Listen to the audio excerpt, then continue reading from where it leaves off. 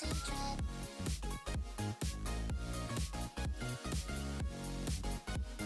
Sugar no pickup mix.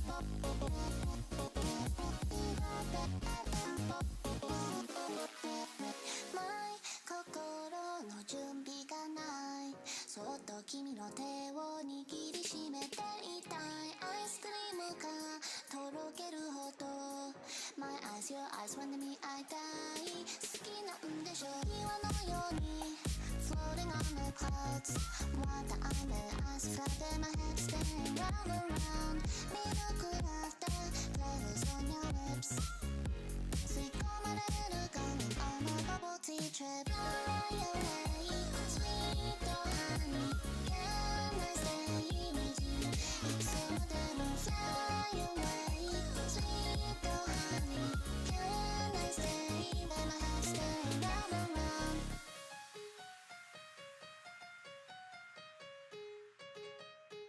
Going on a bubble tea trip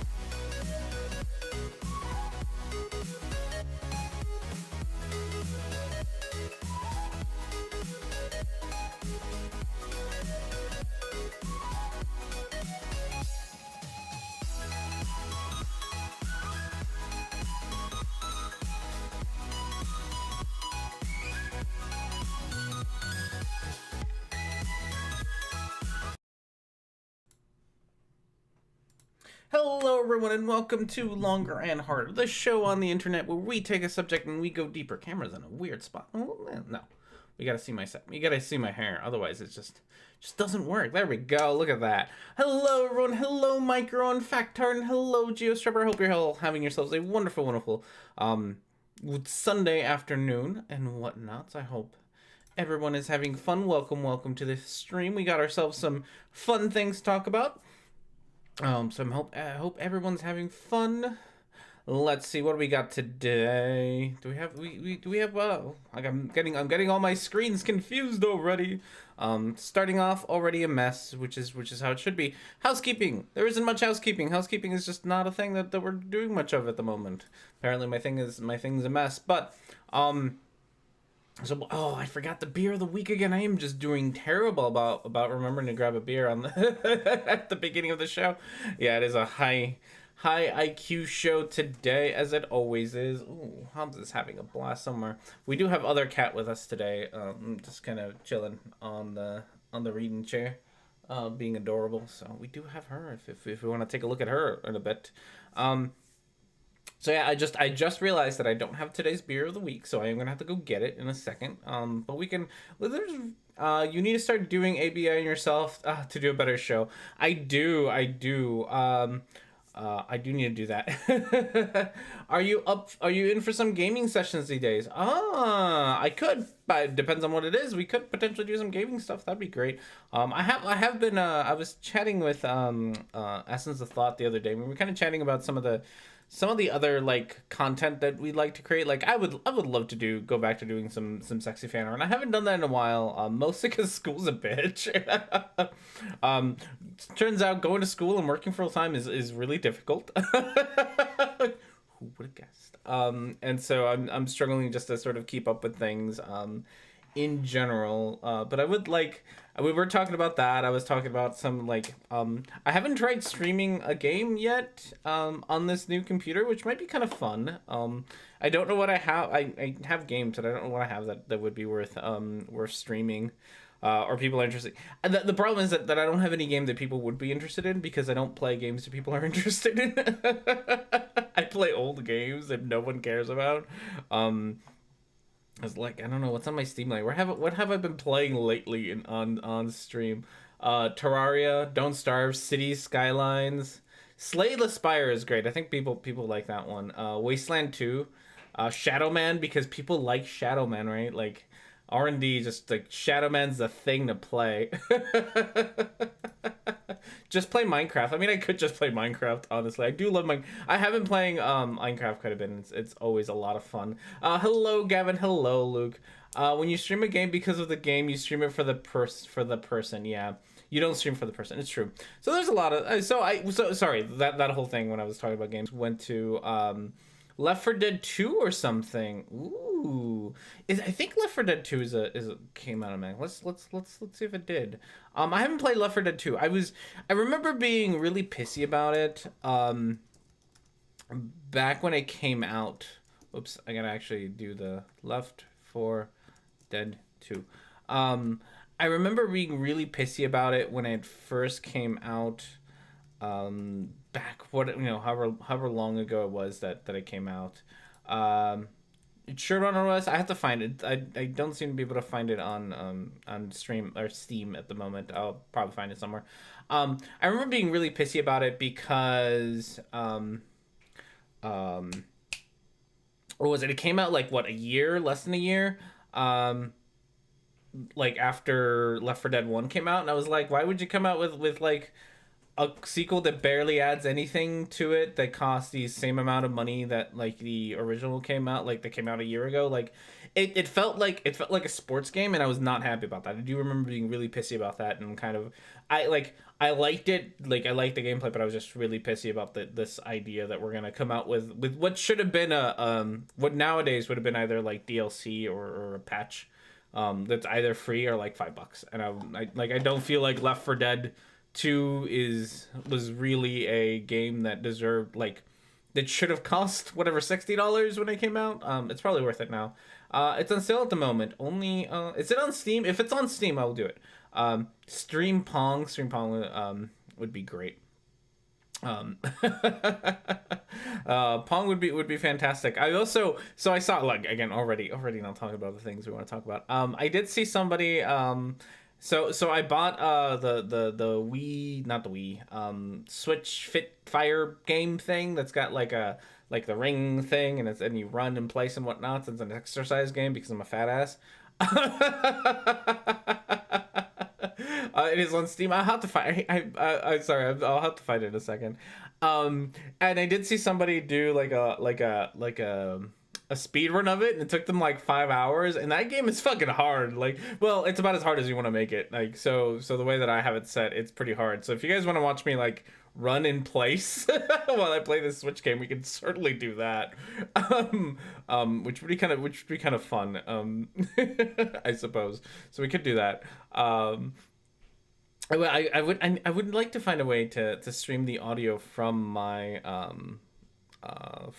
Switch onto my computer. I have to figure out a way to do that. Have you played the Untitled Goose Game? I've not. I hear that it's really good, or it's really fun. So I'll have to give that a try.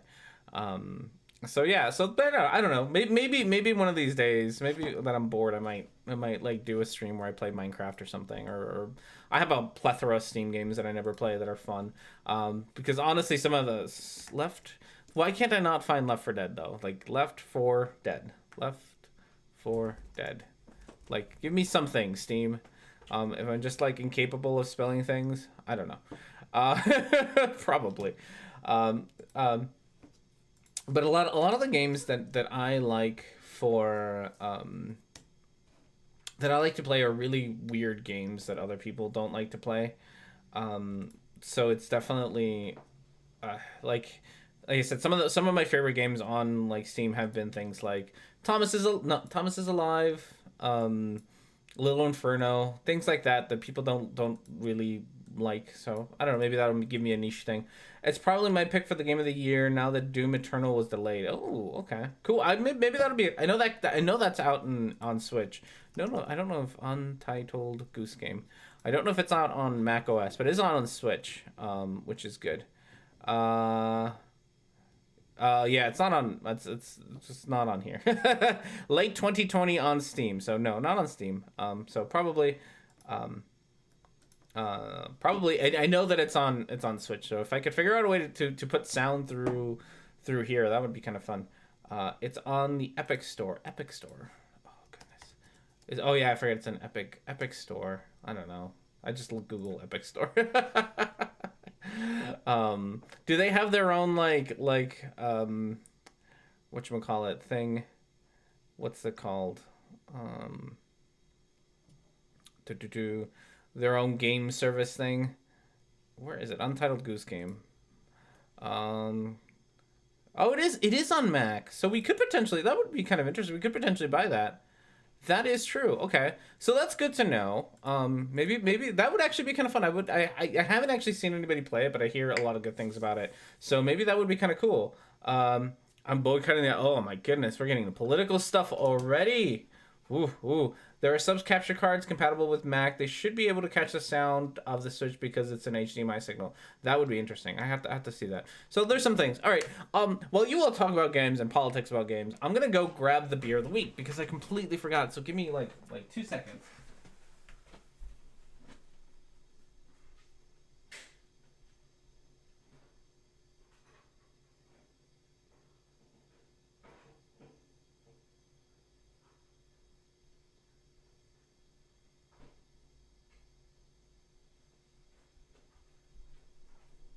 Hey, girl.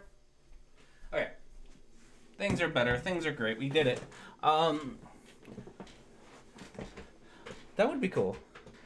I want to see the goose that steals all the shit. That would be kind of fun. I'm going to think about maybe getting the Goose Game. That actually sounds really cool. Okay. So while we figure out how to potentially capture game footage, I will look up how to capture game footage. Not that that's the thing I want to do, but I will look it up because I'm curious. All right. So with all that stuff said, and potentially the ability to play Untitled Goose Game as a stream one day, which would be fun, we will move on to beer of the week. Yep, there we go. Beer of the week is an IPA called IPA. It's got a great name. We're on to great name stuff. So we have the IPA from Odell Brewing Company in Fort Collins, Colorado. It is 9% alcohol with 60 IBUs. And the description says, we took the traditional IPA originally shipped from England to India in the 1700s and made it bolder and more flavorful. Ooh, that scares me. So today is an IPA day. The spoiler alert for the second beer. It's an IPA. So we went full IPA this time. That is way too bitter for you. It might be. I'm not opposed to bitterness. Like that raspberry one was just gross. I don't know. We'll see. I'm not necessarily opposed to bitterness. This might actually be too bitter, though. We added new varieties of highly aromatic American hops to create a distinctive bitterness profile and an incredibly hop character. How is more flavor American style besides the spelling? That's a good question. Oh, this beer is kind of dented there. That's interesting. Okay, so is this beer any good? I don't know. It's an IPA, so it's a coin toss, honestly. Who knows with IPAs?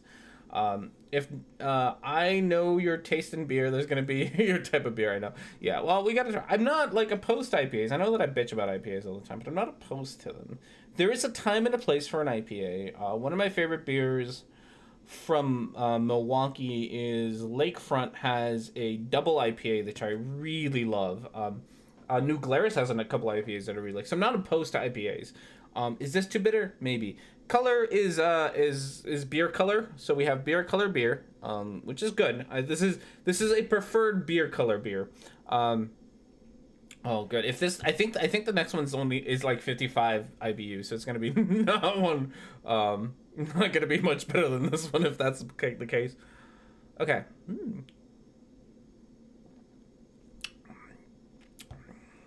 Nope, I like it. I like that. That's good. Oh, that's nice. Oh, that's real nice. It is bitter. It is bitter. It is not that bitter. It's got a very smooth finish to it. There, like the bitterness kind of hangs out in the back of the place. But no, I like it. That's good. It is definitely flavorful. I'm not sure if I can pick out any particular flavor for it. It's definitely. You said, "Oh, that sounds like someone pretending to like a president." I'm gonna pretend to like this beer for the rest of this show just to piss off Micro, or just to prove Micro wrong, and for no other reason. I genuinely hate this beer, but I'd slowly drink it here and pretend like I like it. No, it's actually a really good. I like this beer. I do like it. No, I do like this beer.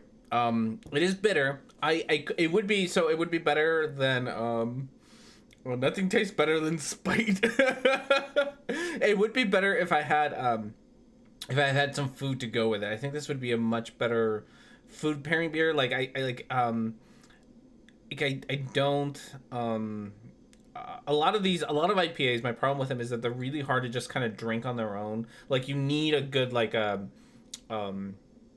a good meal to go with it sometimes. Like this with a good steak or a good burger, would be fantastic. Why is there an African elephant? I thought it was an Indian elephant. It's an African American elephant. Who knows? Okay, so you still haven't had a good Dunkenweizen. There's a good Dunkenweizen I had good Dunkenweizens. The problem is the good Dunkenweizens that I have at a bar, and I'm calling them Dunkenweizen. I'm pretty sure that that's entirely not how you say that word. But I can't, like, unless I stream from the bar, which I could. It's gonna be real hard to do a beer of the week because they don't like, they don't fill up growlers or anything. They buy it there. But there's a bar across the street from my parking lot called Rathskellers that's really fucking good. They have really good beer. I love that bar. Oh god, now I kind of want to go there. So there's definitely good Dunkenweizens there. So okay. He lives right next to a bar. That's actually by work. I don't live right next to a bar. I live close to a bar that I've never been to, but I don't live right next to one. Bye, other cat. Good to see you. Okay. We'll still discussing capture cards. Find me a capture card for Switch to Mac things and things and stuff, and we will consider it for buying things. But otherwise, I'm gonna consider that Untitled Goose Game as a streaming thing. I think that would be fun. Okay, with that said, let's turn off second beer of the week, because we're not gonna do second beer of the week yet until later. We will get to it. Today we have ourselves our video menu, and I forget once again to do the thing where I get Cloudbot ready. So you can look at our options while I tinker with Cloudbot over here. We have some new faces, some old faces. I decided to go full out controversial and get some controversial videos up here because I feel like it. I feel like being hated by absolutely everyone today. So let's go with that 100% all the time thing. And polls. So our options for today are going to be The Truman Show by ODD TV. That's been down here for a while. I might need to get replaced by a different Flat Earth video.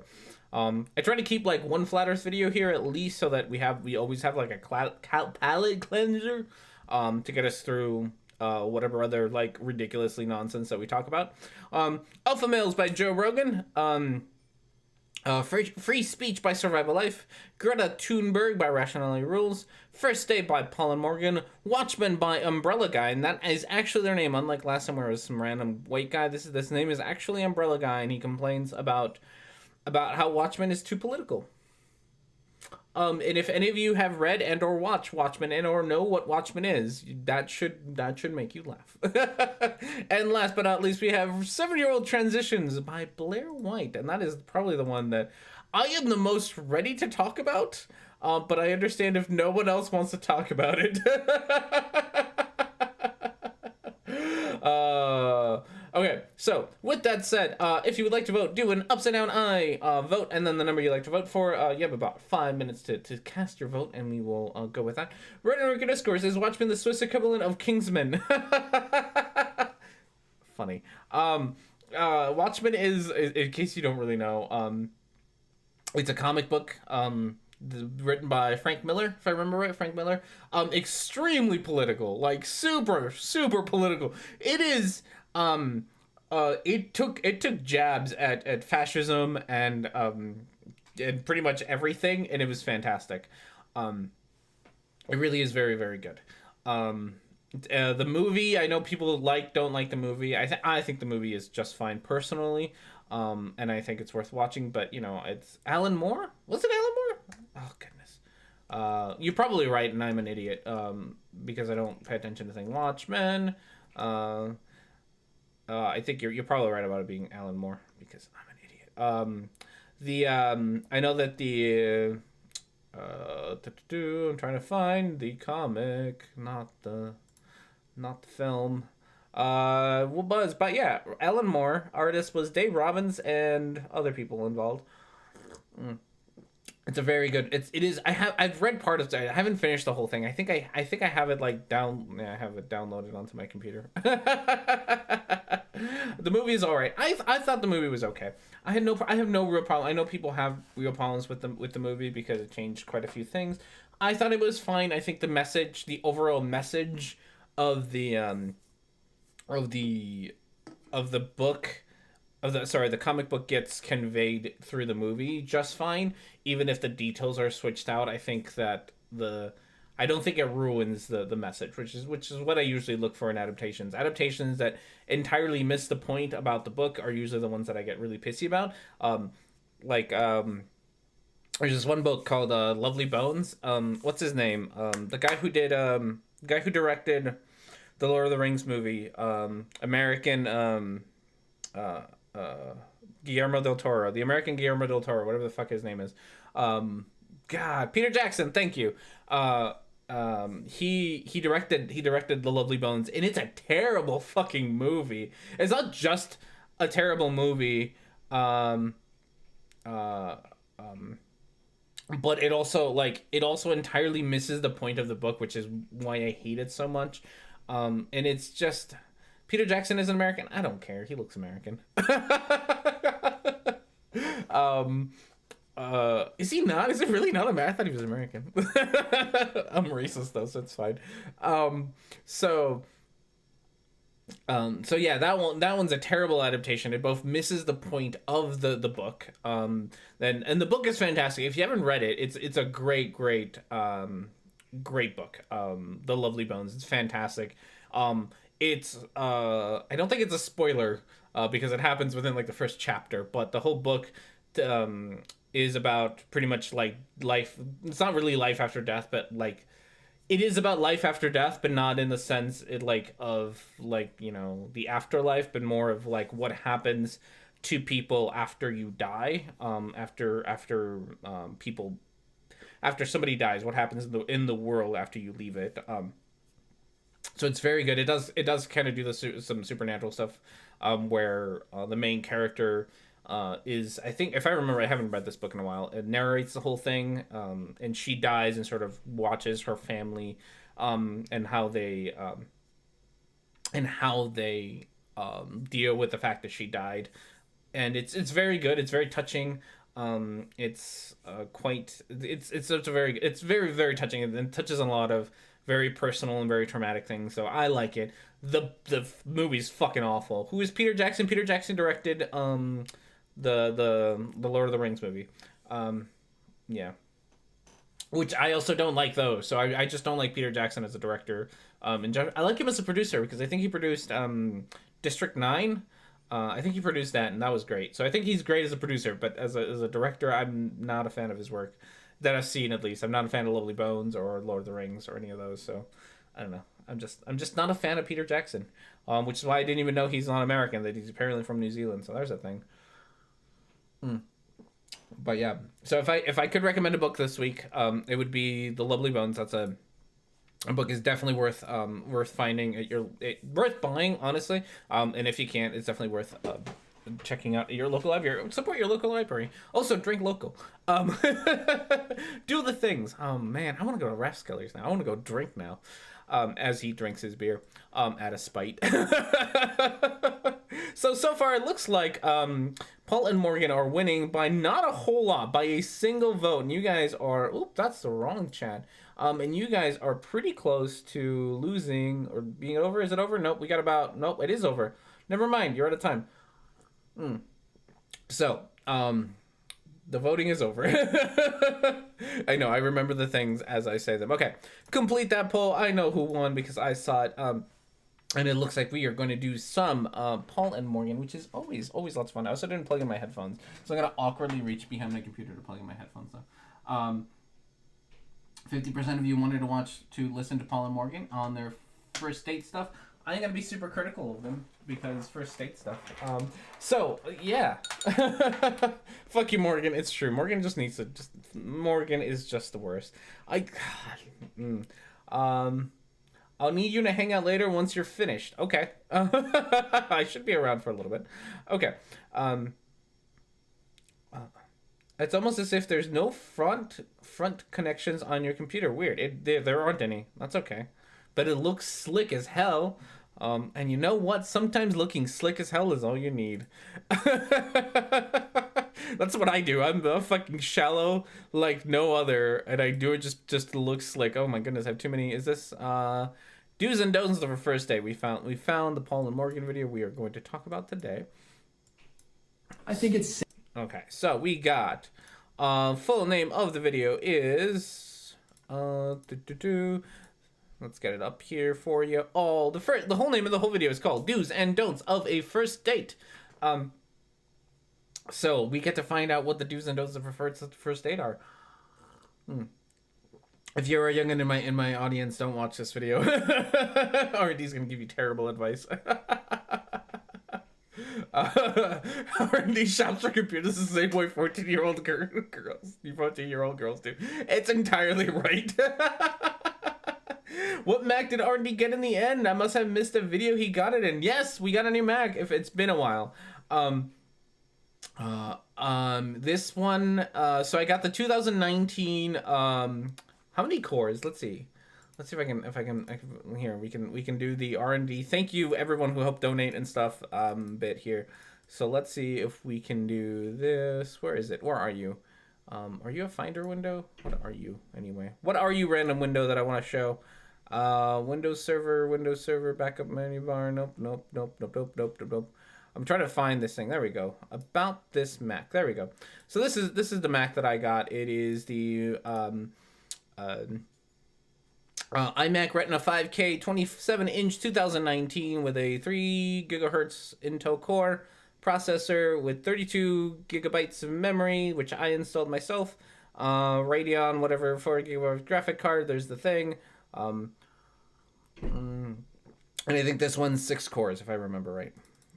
So yeah, there it is. That's the Mac we ended up going with, and I love it. It's been fantastic. So thank you very much for everyone who donated it. I love it. I'm a Mac user too, so bite me. Okay. So we got this. We got stuff. Let's talk about Paul and Morgan. Or let's see what Paul and Morgan have to say about first dates. Safe to go with something. Okay, let's show them. Okay, one, you all need to shut up just a tad bit. Just a tad bit. You're a little loud. Middle of the road. Nope, still too loud. There we go. I think it's safe to go with something middle of the road. I took several girls to Panera. Sorry, like, okay. Morgan, Paul, my friend Paul. If you are, by any chance, doing this as an adult, like, you gotta stop. You gotta stop, my friend.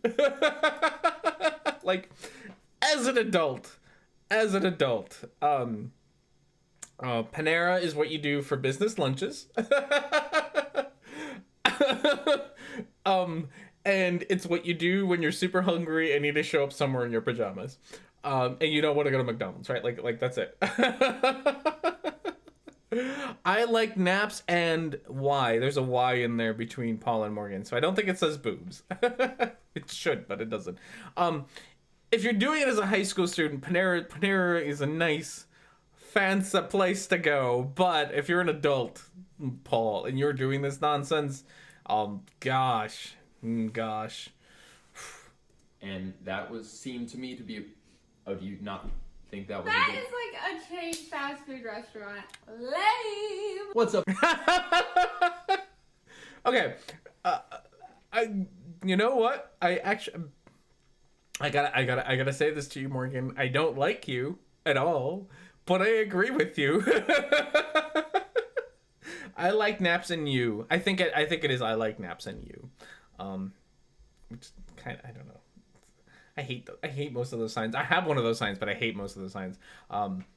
My sign, can I bring it? I think I can take the sign down and bring it over just to check it out, because I think my sign just goes to show you my alcoholism.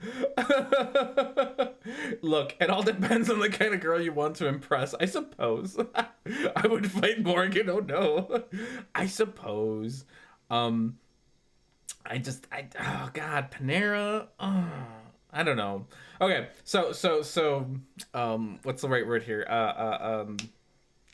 God, what's the right? Confession time. R&D confession times. R&D, as much as a sexy playboy that he is, right? R&D has only ever been on one first date, ever in his whole life. Has had one first date. And that was with my wife, and that's it. That's the only first date I've ever been on. So I probably am not an expert on first dates because I've only had one. Granted, she married me, so I don't know. I don't know what that says. I don't know if it's, yeah. So, starting on date 3, you get, the good stuff faster. Good deal, the messenger has low standards. It's true. Otherwise, gosh. No. Okay. So because I did this, because I've only ever had the one first date ever.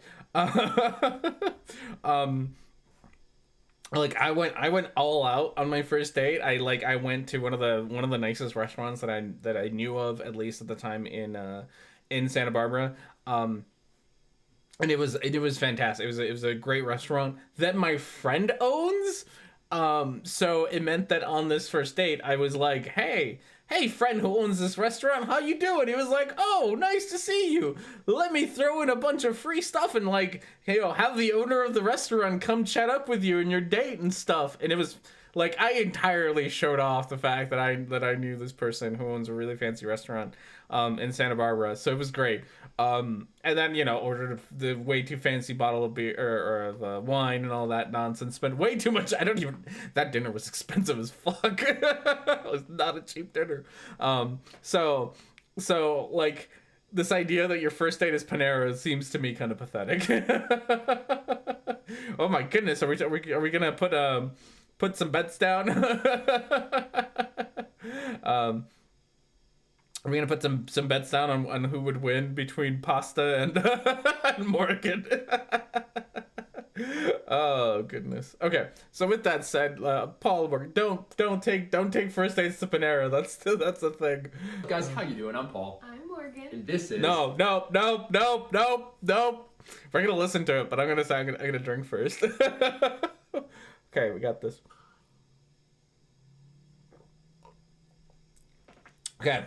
Okay. We can do this. Everyone breathe. What? No, not Olive Garden. No, we're not. No, Olive Garden. No. I am way more offended by the Olive Garden joke than I am by Paul and Morgan at the moment. No, we do not. Olive Garden, sorry. Oh, no, sorry. Olive Garden is for when the romance has died and you just want to do something. That's true. For my wife's job, she often gets like gift cards and things as gifts to go like to different restaurants and stuff. So we have one for like Chili's, which is another American chain food restaurant, right? And ooh, I got a burp stuck in me. There it is. We have this gift card for Chili's for like $25, and my wife and I have never used that we got last year because Chili's is gross. But one year we got one to Olive Garden, and so we were like, oh well, fuck, it's an Olive Garden thing, right? So we went to Olive Garden. Oh god, I moved the video while I was having a fit. So we went to Olive Garden, and the day that we went there, it was filled with a bunch of like high school kids going to prom and like all gussied up and whatnots. Don't prom. Okay, prom dates, don't go to Olive Garden again. No. And then after that, I decided we'd like, now fuck Olive Garden, and we decided to go to this little Thai restaurant that's like down the street a little bit and kind of hiding in the corner, which was way more delicious. It was the best. So Olive Garden is where you get all this, but rarely should you just go to the store and buy them. It's true.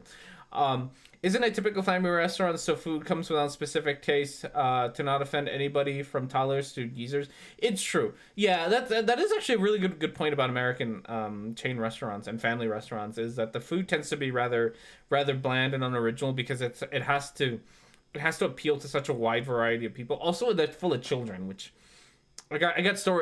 children's.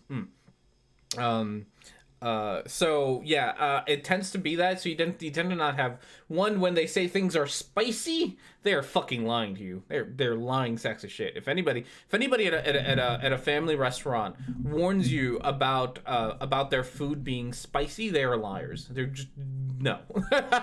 They have no idea what the fuck they're talking about. Because there is no such thing as spicy food at a family restaurant. But if you want genuine spicy food, go to like a Thai restaurant or an Indian restaurant. They'll give you some, or a Mexican restaurant. They'll give you some good spicy food. Don't go to a family restaurant for that nonsense. So yeah, that's just that is a very good point. I went to Omaha Tap House, which sounds like a tap house, right? You're like, oh, tap house, right?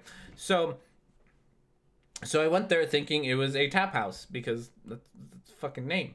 And it was full of children on like a Sunday afternoon, and I was just like, really, we're gonna just do like just a tap house full of children, and the menu sucked, and it was just no fun. Like I hate family restaurants. just no.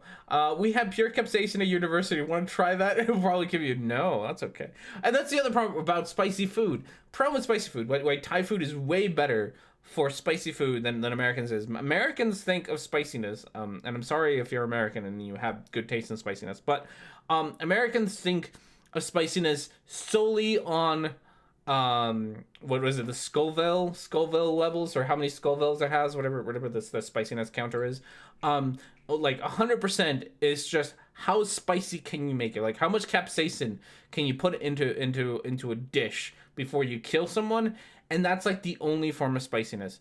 The nice thing about spiciness from other places like Thai food is that like when your food is spicy and you can feel it burn, but you can still taste the basil, you've done it right. That you have to be able to taste the basil. If you can't taste basil while things are spicy, you fucked it up. You did not do spiciness right. So there's a give and take between, you know, crying and being able to taste your food while you're crying, and just making things just spicy for the spiciness of it. What about spicy memes? We gotta find a rating scale for spicy memes. Oh goodness. Okay. So with that said, we stopped all this. We stopped. Okay, we stopped all this because they're gonna do the thing. They're gonna do the thing that none of us want to listen to. But what? But we are going to be. We're gonna hunker down and we're gonna be super tough.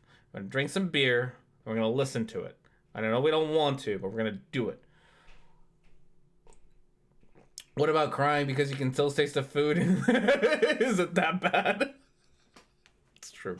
Okay, so here we go. The Paul and Morgan Show. Do's and Gosh. That is like, ooh. That is an ugly ass hat, Paul. Don't wear that hat no more. I measure spicy with tears. It's true. So fun. God, I really don't want to talk about Paul and Morgan. Fun stories about spicy food. So when I used to live in Wisconsin, I used to go to this tiny little Thai restaurant in Rockford, Illinois called Thai Hut. It's literally a hut in the middle of a parking lot. It's sketchy as hell. Like you go to this like abandoned Walmart. Like there's an abandoned Walmart at the end, and then in the middle of the parking lot, like not in with the rest of the other buildings, but like literally in the middle of the parking lot, there's this tiny little building called Thai Hut.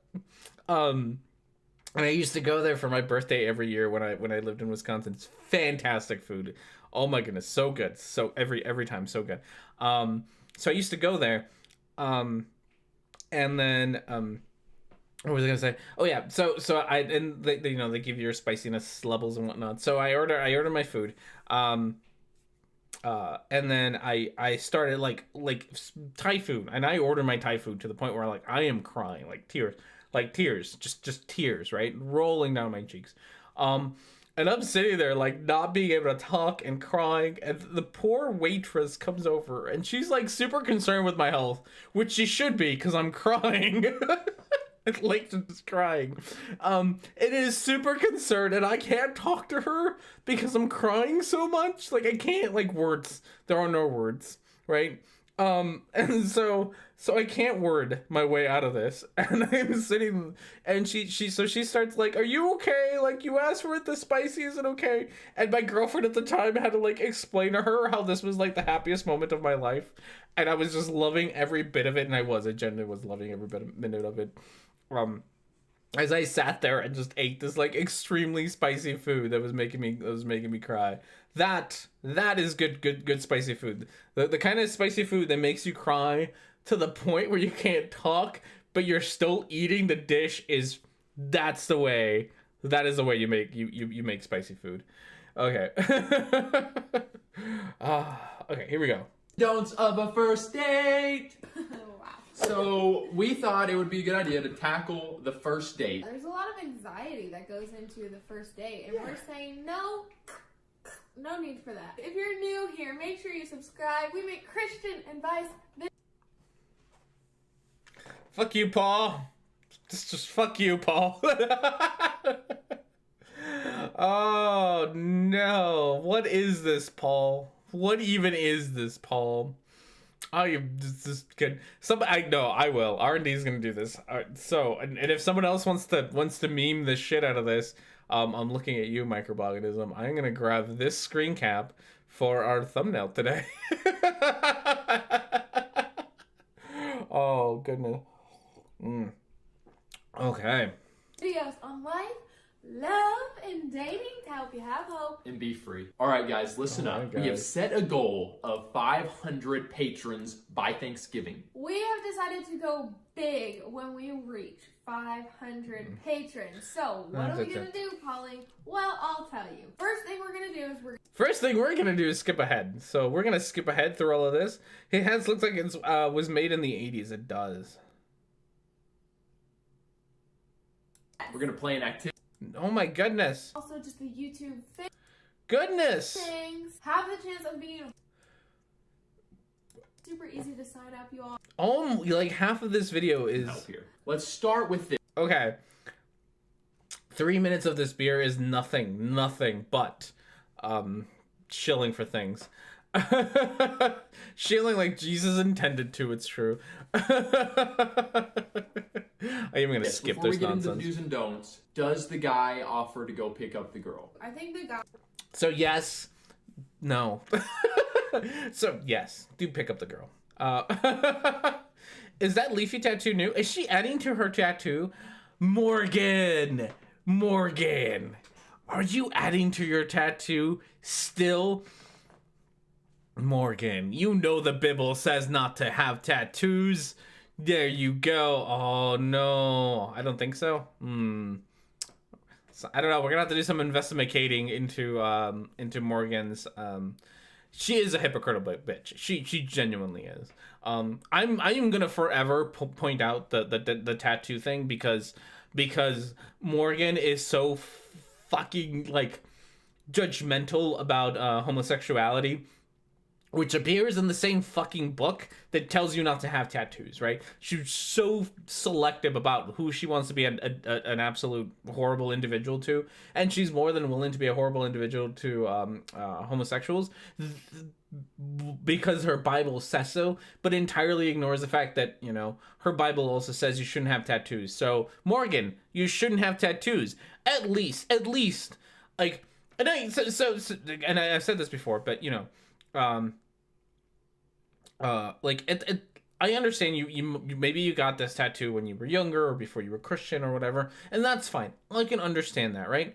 I can entirely understand you getting that, and maybe you change your mind and you're like, oh no, I made a terrible mistake. In that case, at the very, very fucking minimum, Morgan, you should be, one, hiding that tattoo, wear long sleeves, right? Because you want to follow the rules, right?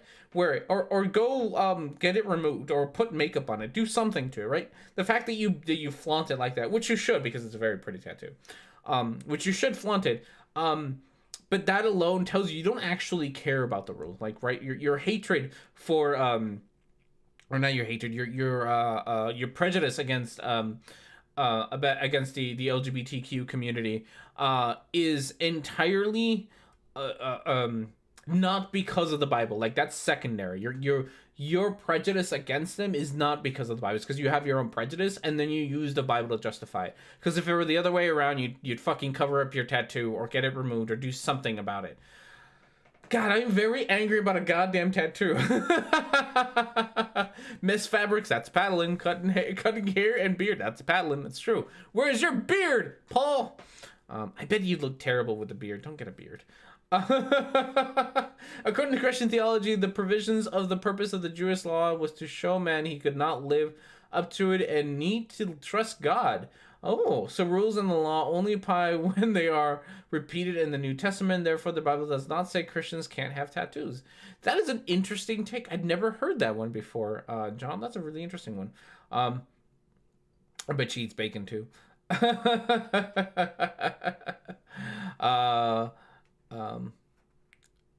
The New Testament does say that abusers of themselves with mankind with no part in the kingdom of God. That's very interesting. A lot of good things.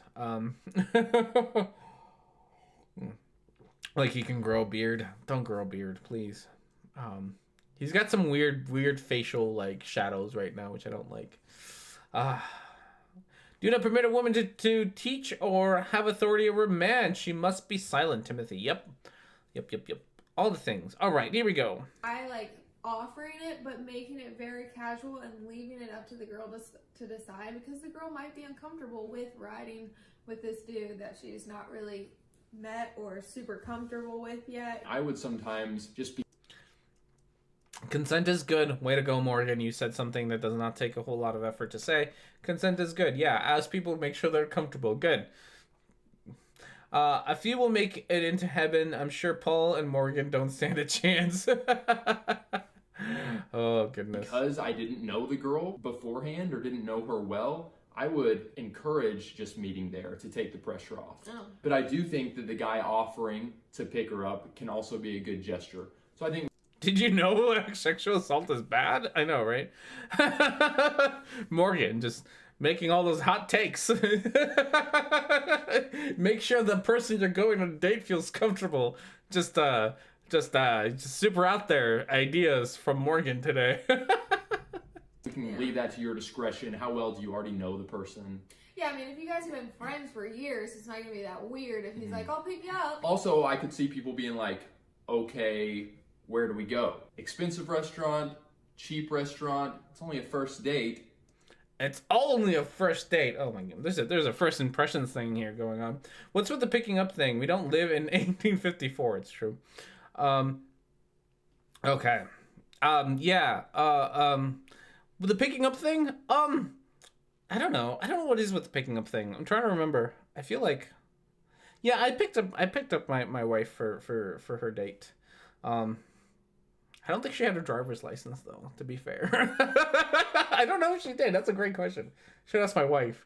Wife, I should text my wife and see if she had a driver's license. I don't know if she did, but I did pick her up. Yeah, it might. I mean, you're right. It might just be an outdated thing that we just do at conventions.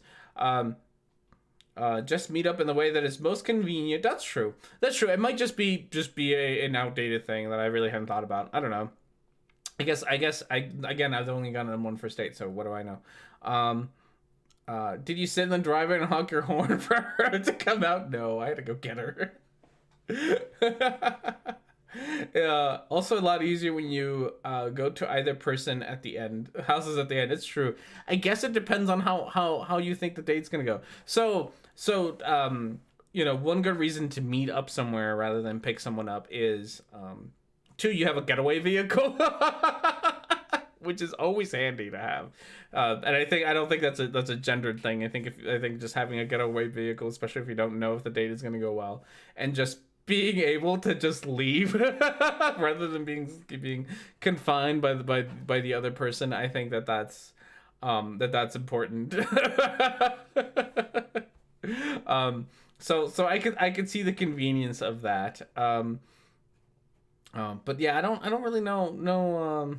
I always give a moment. However, only homeless women choose to date me. Oh no.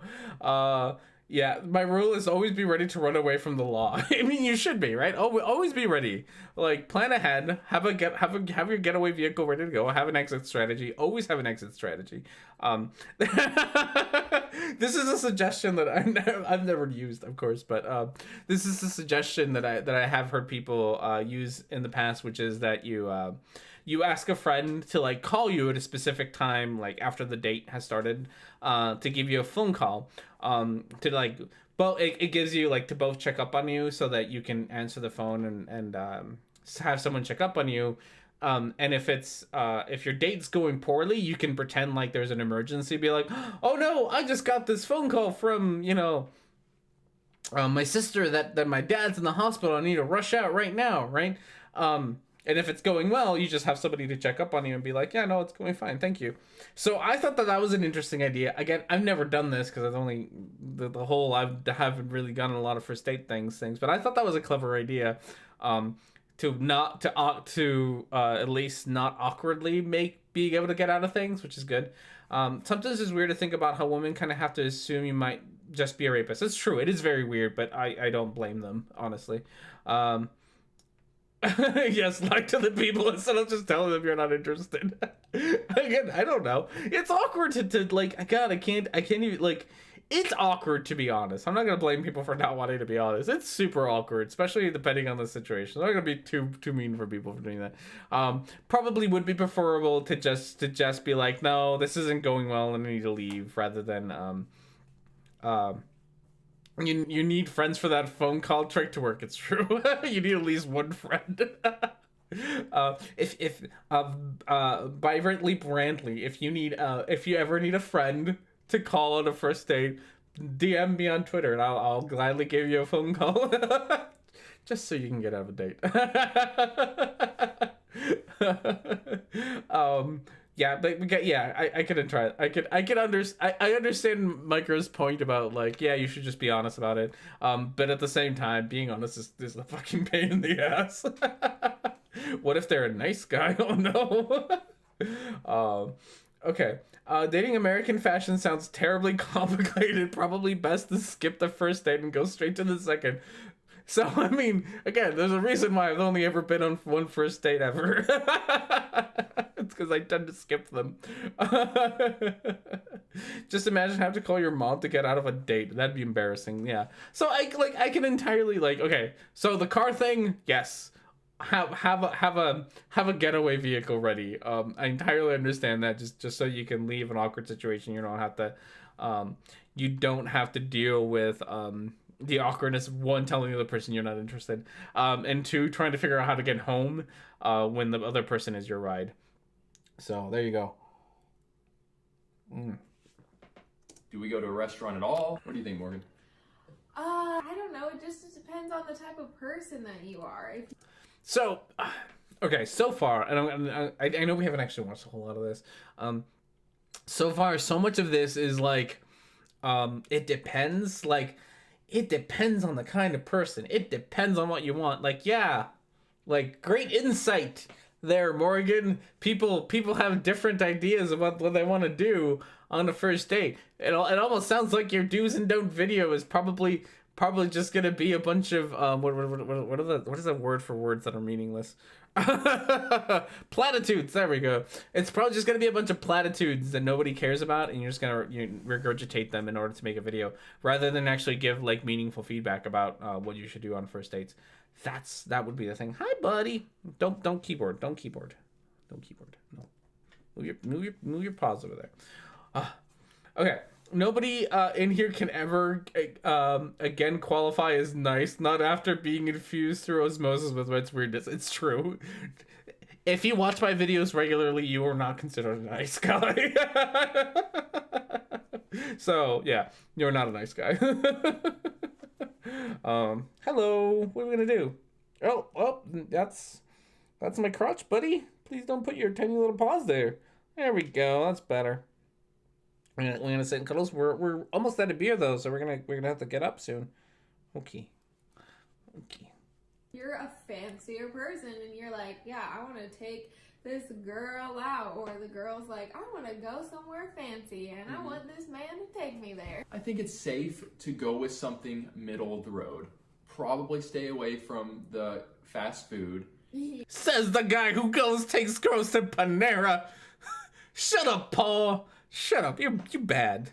You're bad at giving advice. But we're gonna adjust the camera now that Hobbs has decided to settle his fat ass down. Oh, there he is. There's the Hobbsy Bobsy. We can watch Hobbs. And my gut. Oh gosh, I'm so gutty. Okay. Just give me pizza and pasta and I'll be happy. Do the date that makes sense for the people going on the date. I know, right? It depends. Like, yeah, Paul and Morgan, just full of all the wonderful insight all the time. Just super insightful. Nothing weird at all about their weird ass insight. Yeah. And probably don't go to somewhere incredibly nice for a first date. I went somewhere incredibly nice for my first date. It was great. Several girls to Panera. Again, I'm sorry. I'm being a snob, but I don't care because you took girls to Panera on a date. Like as an adult, I'm just don't. I'm sorry. Like, you know what? Not that there's anything. I mean, there's probably plenty wrong with Panera, but not that there's anything wrong with Panera. I go to Panera every once in a while. I think I had Panera on Friday. I think it was Friday, yesterday or Friday. Fuck if I remember my days. One of these last days, I went to Panera, right? So there's nothing necessarily wrong with Panera. It's fine, right? It's okay. It's just not where you take it. Like, that's what I do when I need, like, when I'm hungry and need food quickly, is I go to Panera, right? Like, it's not where you go for a date. In my opinion. That's just me. That seemed to me to be. Oh, do you not think that was? That is like a chain fast food restaurant. Lame. All right. Well, you. I love how your own wife thinks you're lame. You're so lame. Oh goodness. See, you can see. I felt okay about it. I think they enjoyed it. Took some of the pressure off. Yeah, I'll go with you to Panera and get, a bite to eat or get coffee. I mean, it's fine. I get it. Don't put too much pressure on yourself. Don't overthink it. All right, so let's get into the do's and. Oh, finally the do's and don'ts. Paul seems to like the first person who wants a Happy Meal toy. He probably does. I could see that. Sorry, I gotta rearrange. Now that I have a cat here, I can't, like, everything's not working anymore. And don't. What? Oh no! Yep. Welcome. Hi, Insider. Welcome to Longer and Harder, the show on the internet, where we take a subject and go deeper. Let's talk about some of the do's. I think we can start with ask questions and be a good listener. Yeah. You want to... Wait, okay. I mean, you're not wrong. Let the other person know you're interested in them. You see them. Do be aware of social cues. People tend to just totally not recognize, like, oh, this person that I'm talking to right now is seeming very uncomfortable. They are, like, moving in their chair, Further away from looking me. around, like, they do not want to be here. Like, hopefully that's not the case. But just, like, be aware of social cues. Be aware of... God, this is such shallow advice. I mean, yeah, like be aware of social cues. Okay, slight problem with social cues. So it's human. So it's a normal human interaction. I know, right? So problem with social cues is, one, people don't necessarily know social cues. So it's a bit of a terrible advice in that work. That's how people. That's how talking to people works. That's how talking to people works. Yeah. So pretty much have a conversation with this person. I feel like so the problem with just saying social cues is that social cues in general is such a broad and unspecific. That's the meaning of broad, R&D. It's such a broad term that it doesn't really give you anything to look for. It just says look for social cues. What are the social cues? I don't know. Those social cues you normally have in conversations. Those are the social cues you should be keeping an eye on. It's like, I would have preferred that you actually, like, talked about specific social cues. And and it's kind of, Maureen kind of mentioned in a little bit, but it's a broad term, so you guys aren't allowed to use it. It's true. Is that I just wish they would have actually bothered to have talked about, like, different kinds of social cues and what they mean, and whatnot. Social cues are different for each person. Yeah. So just saying, keep an eye for social cues. Again, just like probably the rest of the video is extremely shallow, like very, very shallow. Like, just keep an eye on it, guys. Like, yeah, do that. Like, yeah, have a conversation with the person. And just keep an eye out to make sure you're not making the other person uncomfortable. Like, great advice, Morgan. Just stellar advice. Like, recognizing, oh, I'm talking way too much. Yeah. I need to stop. Or, oh, I just asked a really way too personal question on the first date. And that can take some practice. It can take some practice. Go on more first dates. I mean, you're right. And again, so much this is so fucking general. Like, you're not saying anything, and I really hate that you're not saying anything because it makes it hard for me to talk about it. We're waiting for the express delivery done to held together in here, yeah. If the date works, you don't need to do any of this. If you click, you click. Yeah. So again, a lot of this, like it's not. It's terrible advice because of its broadness. It's good advice because, this is probably what you'll do anyway, right? The things that are a problem is saying things like, "Oh, you're talking too much." Like, people who talk too much tend to talk too much regardless of whether you don't realize that they talk too much, right? So being like, hey, keep an eye on to make sure you don't talk too much is kind of a weird thing because people don't realize that they talk too much. You have to have like a second person to do that. Oh my goodness. Like, yeah. So a lot of, and then the problem, of course, with first dates is you are trying to potentially get to know somebody who you know very little about. And maybe it's someone you know a whole lot about, but potentially someone you know very little about. So I don't know. God, this advice it's so shallow. You guys are so shallow, which isn't really surprising. So don't put too much pressure on yourself to be perfect. Just try to be aware. Yeah. Guys, we recommend paying for the meal, or at least offering to pay for the meal. The girl may be like, oh no, please, I'd like to pay for myself. And then let her pay. I mean, maybe fight back on it a little bit, because some girls, like, are trying to, like, be polite-ish and are like, oh no, you don't have to pay for me. What? Okay. Oh, hi, Christy. I hope someone punched the clock for me. Oh, we're at the paying for the meal thing. Oh. We're at the paying for the meal thing. Paying for the meal thing. I don't know. How much you insist? So okay. So I have heard this, and I don't know the validity of this. So this could all be pseudoscience garbage. So don't listen to R&D. So take what I'm about to say with like a giant pile of salt, right?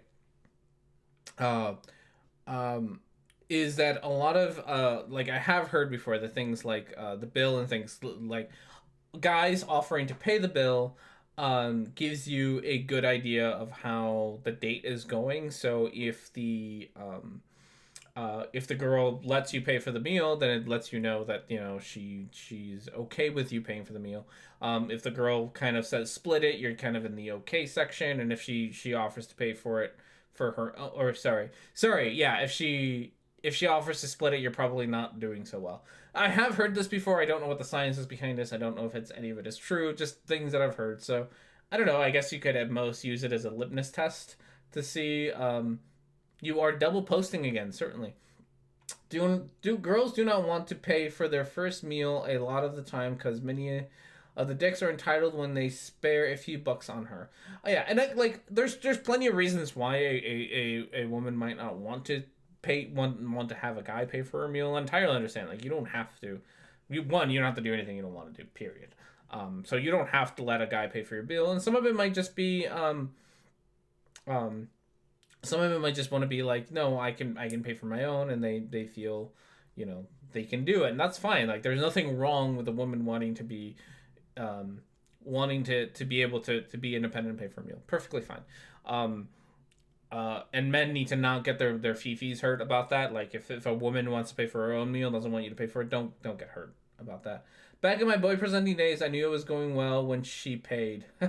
Oh, was that the thing? Yeah, sorry, that was the thing. Yeah, when she paid, things are going super well, I guess. So I have heard that before. Again, I don't know the things of it. Sputnik, I don't know, says he tried to put his arm around her, but she pulled, but then pulled it back. Did she really? That's funny. I gotta go back and check. Oh, there he is. Look at that. We're gonna frame by frame analyze these guys. Oh my goodness, look at that. That was a thing. That was a thing that did happen. Light-ish and are like, oh no, you don't have to pay for me. But just be like, no, seriously, I don't mind. I'd like to pay for you. And girls, it's not a pride thing to let a guy pay for you. Save your money. Let him spend his money. Yeah, I know there's kind of a little bit. It's fine. Either way is fine. I'm not gonna tell you what you should or shouldn't do with paying your meals. If you don't want a guy to pay for your meal, don't have them pay for your meal. If you If you want to be independent and want to pay for your own meal, go for it. There's nothing wrong with that. There's nothing wrong with you wanting to pay for your meal. There's nothing wrong with you wanting to pay the guy's meal. There's nothing wrong with the guys wanting to pay their own meals. There is something wrong with getting upset about it, though. That is a point that I will say. There's something wrong if you start getting upset about the fact that either the woman doesn't want you to pay for her meals. If you start getting upset that somebody doesn't want to let you pay, then you're doing everything wrong. If you're gonna make a big thing about it, then you are doing something wrong. The male ego is so easily bruised. That is one of the downsides of being guy. It's true. It's very, very true. We are sensitive little flowers. Yeah, each and every one of us. So learn not to be a sensitive. Learn not to be a sensitive little flower. There's R&D's advice for first dates. Learn not to be a sensitive little flower about it. How do gays and non-binaries negotiate paying for the meal on the first date? That's a question that I don't know how to answer. That's a question. I don't know how to answer that. Oh, Hobbs is gone. I don't know. I'm sure that somebody in my audience can probably answer that, or if not, I don't know if I can reach out and have somebody answer that for us. Oh no, my camera's being a mess. There we go. Nope, still being a mess. Great, perfect, wonderful. Nope, there we go. Don't let your pride get in the way of having a good time. It's true. It's fine. Like a lot of these things, don't sweat. Chair fell. Don't sweat a lot of these things. Being man is about building a massive fragile ego while pretending you don't get upset ever. It is very true. Being a guy is hard sometimes. We are such sensitive little flowers.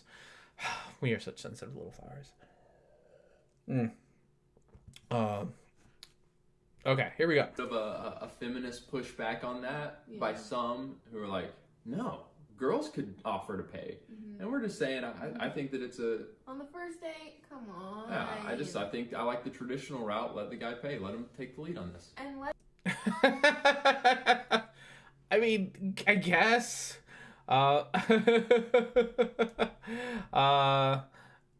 Whoever has more money. Let's see if he is financially stable enough to pay for your date. That's a good point. I mean, you're not wrong, but God, that is so what's the word? That's so cynical of you, Morgan. See if he can pay for your meal so that he's like, oh no. Like I want to say that's slightly sexist because I know I do want to say that's sexist.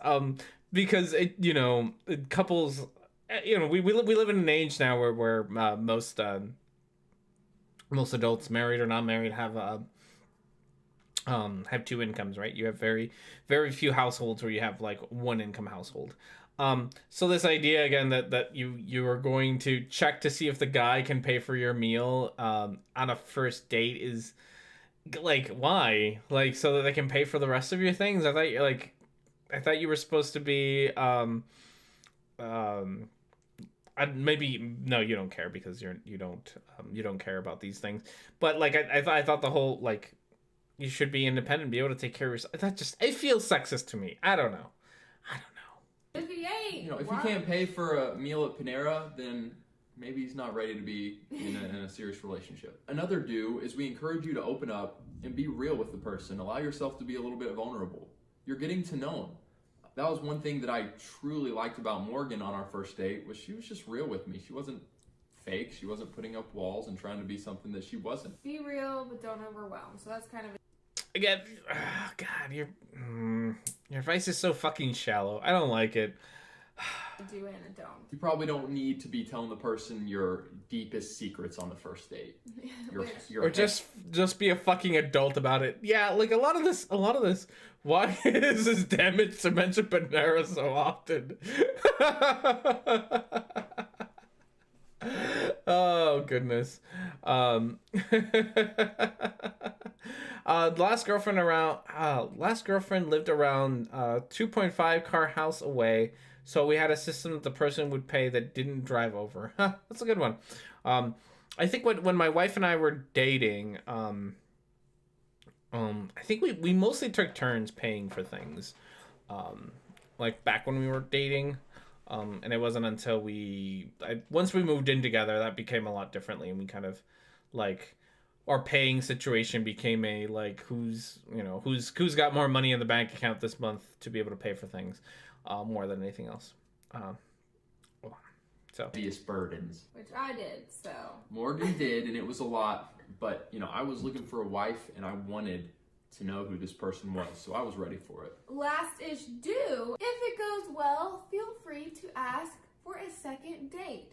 Ladies, maybe you could do something of like, oh man, I had so much fun with you. Thank you so much. Like, I'd love to hang out with you again. Right. So that leaves it in the guy's court to be like, oh yeah, let's go on a second date. Yeah, and we would encourage the guy. I mean, feel it out, but we say go ahead and mention it to the girl right then. I did with Morgan.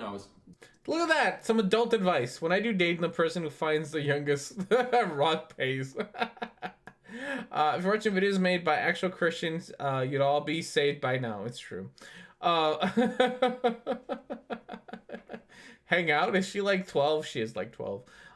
This is probably the closest thing we'll get to like real adult advice, which is like just be like, hey, I had fun. It was great. Would you like to do this again? Would you like to do this a second time?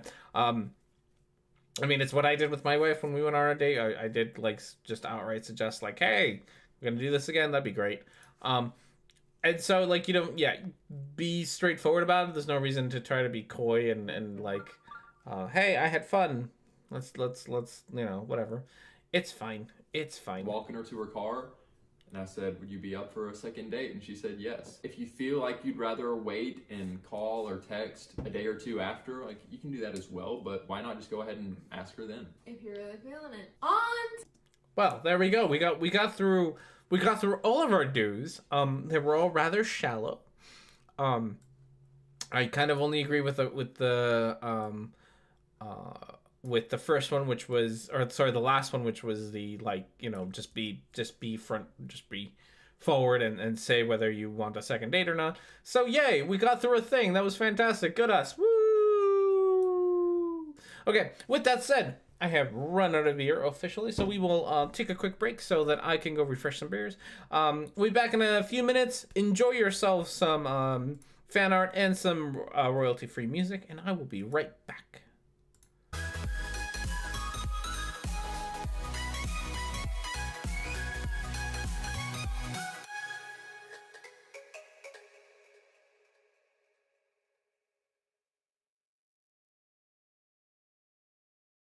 A slap to your side, a push on my foolish pride. I'm out of my mind. I'm down from the endless high. Don't know who's losing, who's bruising, who's choosing to stick it through. So we fight with fire.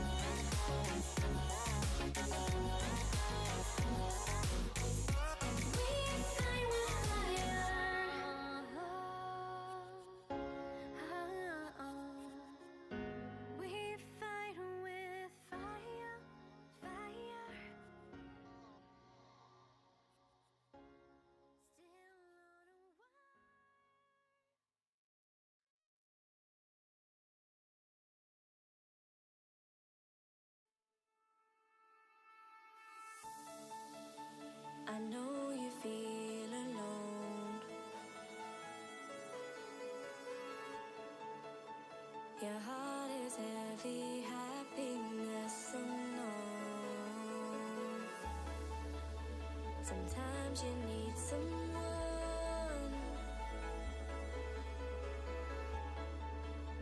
to make you think that better things will come.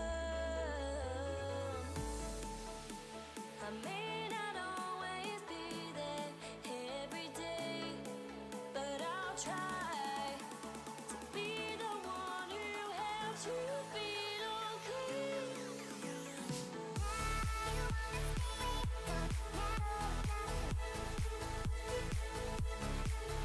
I'll try.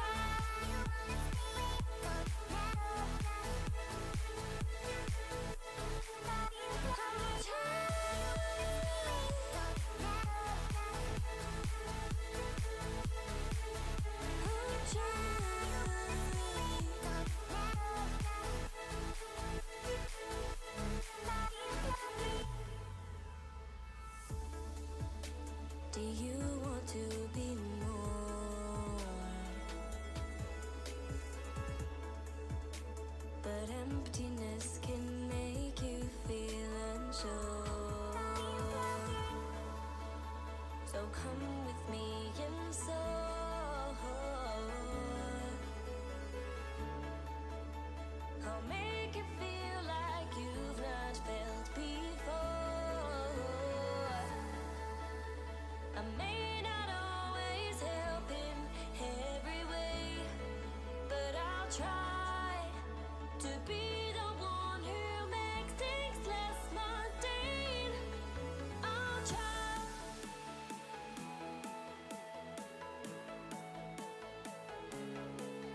I'll try.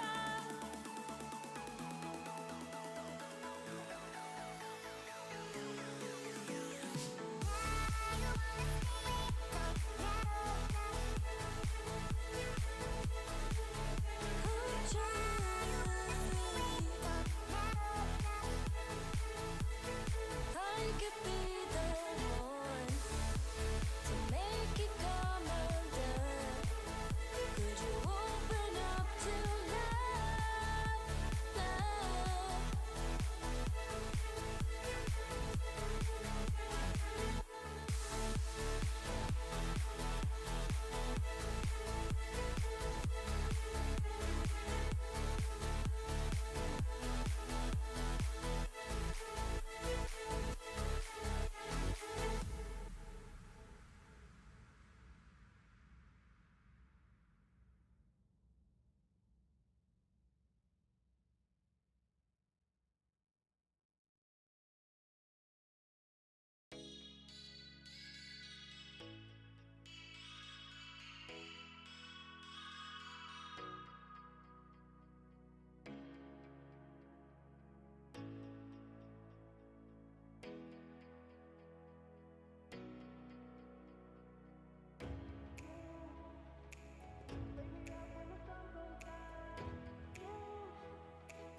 Wake me up when the sun goes down.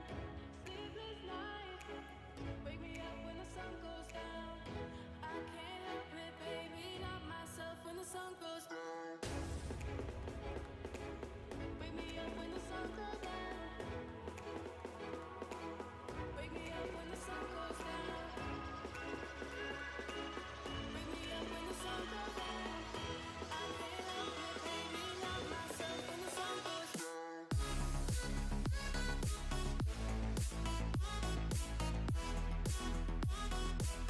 Wake me up when the sun goes down.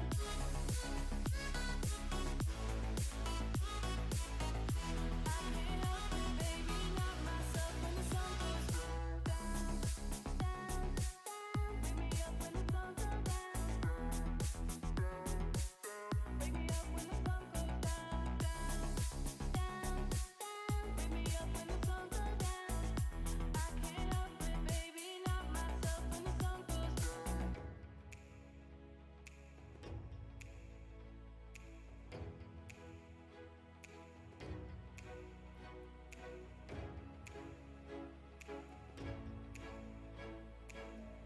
I can't help it, baby, not myself when the sun goes down.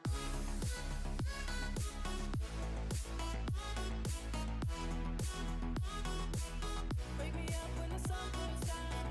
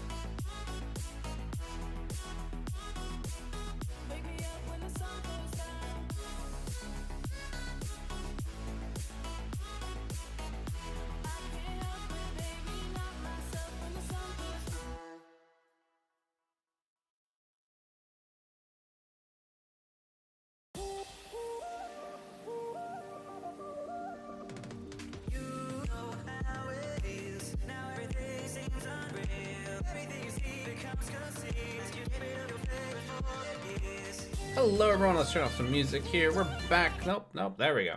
Turn off the music. Hello, we're back. Chat the things. Everything's back. We're gonna go do all the things. So before we actually go forward with more Paul and Morgan stuff, before we go forward and do that, we have ourselves Beer of the Week, number dos. This is the last week where we do 2 different beers of the week, because after this, I'm out of beers. I think next week we're gonna do the Boulevard beer, which I've had in my refrigerator for like a month. It was a limited edition Boulevard beer that's whatchamacallit, a bourbon barrel-aged beer, and it sounds fantastic. It looks great. It is another IPA. It's a double IPA. It's IPA week. It's a double IPA day kind of day. Get yourself some smoked beer now. That's an order. I do need to find some smoked beer. You have told me about it, and it sounds delicious, and I really do want to try it out. I just gotta find the right place to find it. That would be great, if I could. Okay. So we have ourselves the Mamba Mode. It's a double IPA by Pariah Brewing Company in San Diego, California. It is 8.1% alcohol, 55 IBUs, and the description found on some website somewhere says, hazy double IPA brewed with Ella, Enigma, Idaho 7, and Mosaic hops. The beer is an absolute tropical fruit salad of peach, melon, grapefruit, mango, tangerine, passion fruit, white wine, and pineapple with a beautiful underlying pine and dank character. Dank. Brewed to commemorate the retirement of Kobe Bryant, aka Black Mamba's number 24 jersey. So, Eager TV showed up. Hello, Eager TV. How are you? Right, so we got ourselves Moses owned that hop. I hope he did. I hope it's a darker one. It's lighter IBUs. No, oh god, this thing's light as hell. Like especially compared to last beer. Well, maybe not. Maybe it's getting a little darker. So there we go. That's our color for this one. It's god, look at that. That is weirdly cool. That's peach color. We got a very peach colored beer today, which is one of the things that was on there. So is this beer any good is the real question. Ooh, that smell. That is fantastic. That is a fruity smell. I like that smell so far. Definitely you can smell all the fruits. All the fruits in there.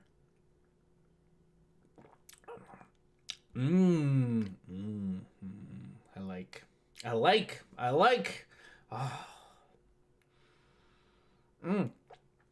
I like that.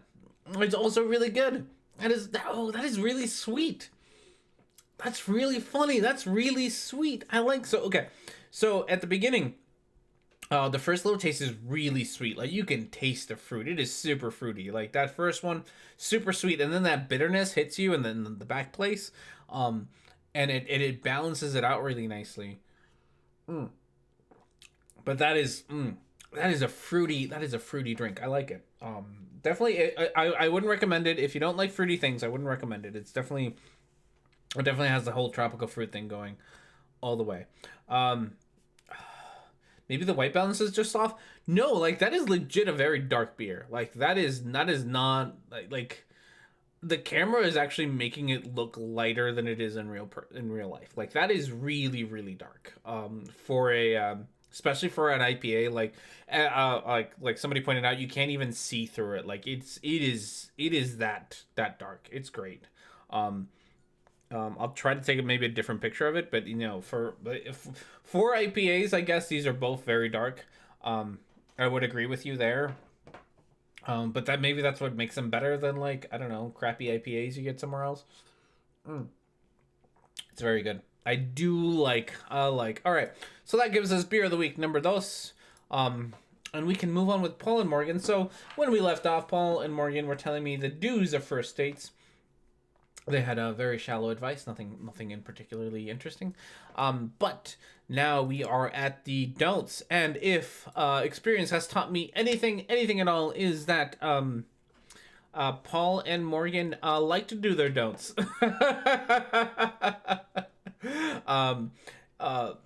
The Paul and Morgan's they're if nothing else, they're judgmental assholes. So I am very certain that we get to the don'ts, we are going to actually see like the cringy bits. We're gonna actually finish cringy bits. I thought we'd finish Paul and Morgan. Paul and Morgan is an unending nightmare. We will never finish Paul and Morgan. Having a beer white genocide is white genocide up in here. It's true. We are. I am roaming millennials' worst nightmare with how much I want white genocide. Sorry, I just thought about roaming millennial and that made me laugh because she's a joke. Fucking white genocide nonsense. Oh goodness.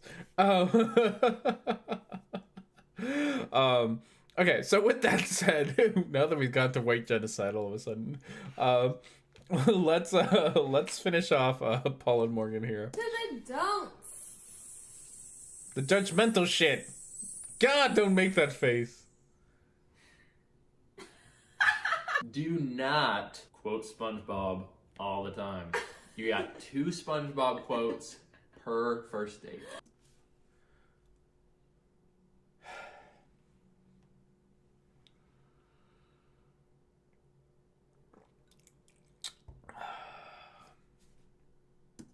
Okay. I'm kidding. That was totally random. But it's true. It is true, though. Morgan's been playing this SpongeBob game on Nintendo. It's a little weird. PlayStation made. Oh, forget the SpongeBob. Don't talk the whole time or talk about yourself too much. Like, This was just your dues backwards. This was your dues. Your dues was to listen. Your dues was like don't talk too much, listen, and then your don'ts are don't talk too much and listen. Sorry, this has made me unnecessarily upset. I am unnecessarily upset at how you took your like for your don'ts list. So your first one is to just is just the opposite of your dues. And it just I'm upset. Hello, Alpha Aries, you told me that at some point. I'm so sorry. Aries, you're preparing for a no day. Even Sabaton made that even Sabaton made a song for. Oh my goodness, Aries, I know. I'm sorry. God, I can't handle Paul and Morgan. They break me. Paul and Morgan, they break me every goddamn time. They break me, and I can't handle them because they say just the most ridiculous, and I just can't. they ask you a question, yeah, talk about yourself, answer it, but then turn it back on them. Don't spend 10 minutes nonstop talking about yourself, because that really does happen. And when someone's unaware and doing that, it's a turnoff. Yeah, that The turnoff, eh? The turnoff. Are you saying? I feel like you're saying that your wife talks too much. No, that's not what you're saying. I entirely understand that's not what you're saying, Paul. But the way that you look at Morgan, you're like, it's a turnoff when they talk too much. Makes me think that you have some issues you and Morgan need to deal with. Like, you really look at that. You're just like, oh, don't talk too much, Morgan. Turn it back on them. Sure, I murdered that guy, but you handed me the knife. I can't handle these two. You do too much. I can't even drink beer. Gosh. Okay, we got through this. back into knowing social cues and realizing, okay, I've talked for 40 minutes about myself. I'm probably not getting a second date. Right. By the third yawn from the other person, or the third look at their watch or phone. Or the check please. Yeah. Check please. Yeah, exactly. Don't be on your phone. You guys, this is your first date. You're just getting to know someone. Like, get off your phone. Put it away. Oh. Can someone trade some internet, please? R&D is blurry. That's not a me problem. No, that's not a me problem. I'm gonna double check now, but I'm pretty sure that's not a me problem. Yeah, don't look at your phones. That's actually I'm gonna go with the legitimate advice. My stream is good on my end. Sorry, I had to go check.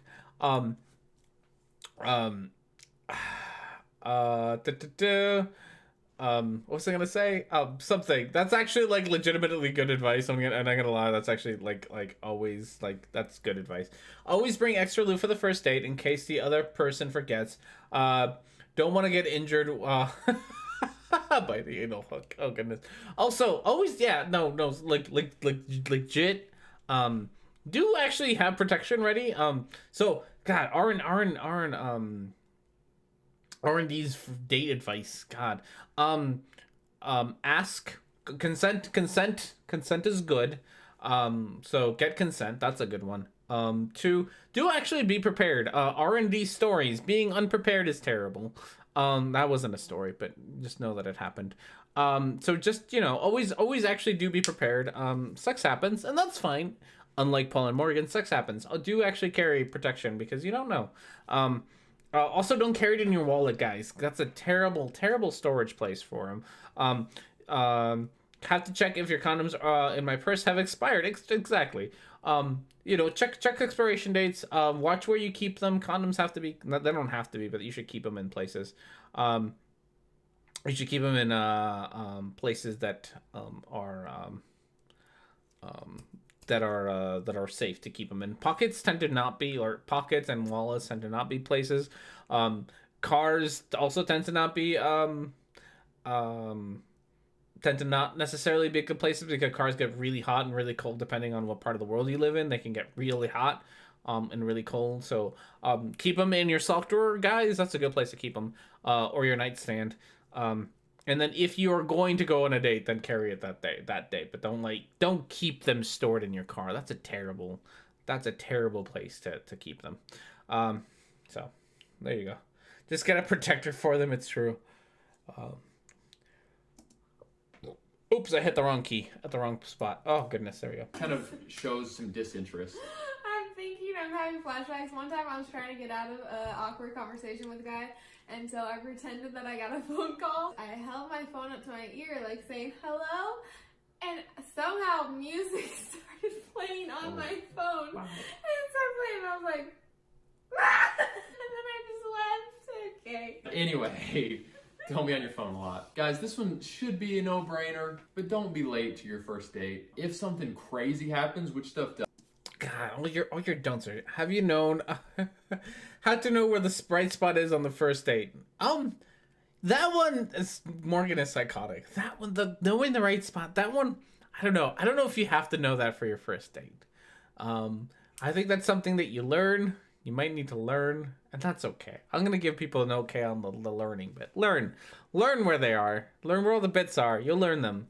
Don't think you're gonna do great the first time. Young audience of mine, you're not.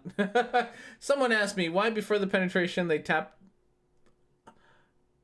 I don't know if I can read that the whole way. This is funny, but I'm not sure I can read that the whole way. Oh goodness gracious. Okay. Oh, you're still doing a thing. Igor, I'm sorry, I'm ignoring you. It's like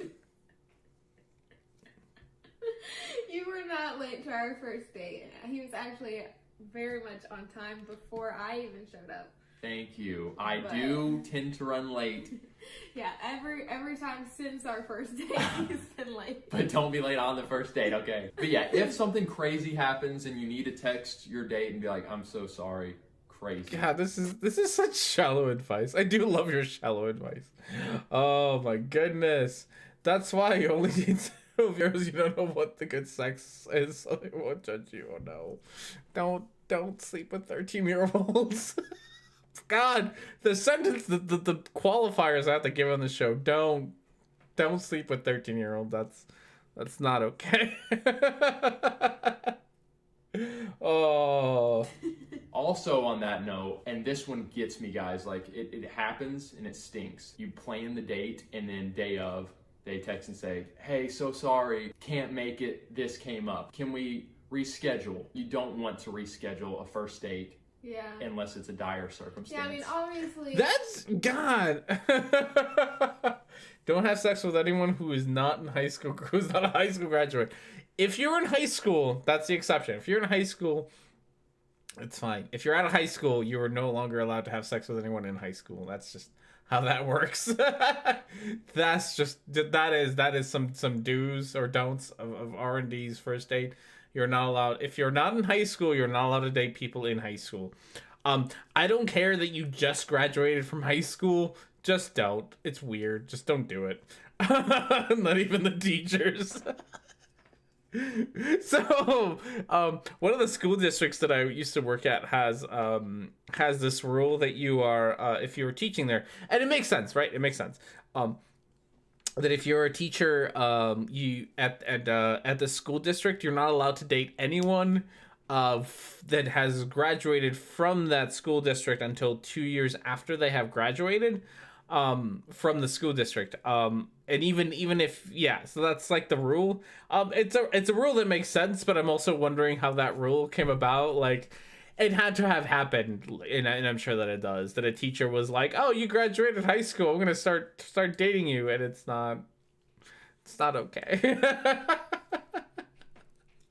Something horrible happens, but if it's like, oh, I forgot that I'm supposed to go eat Chick-fil-A with my best friend, it's like, okay, all right. Okay, so this is actually one fun story. God, where's my wife? My wife should be here for all these fun stories because they involve her. So the thing about rescheduling first dates here.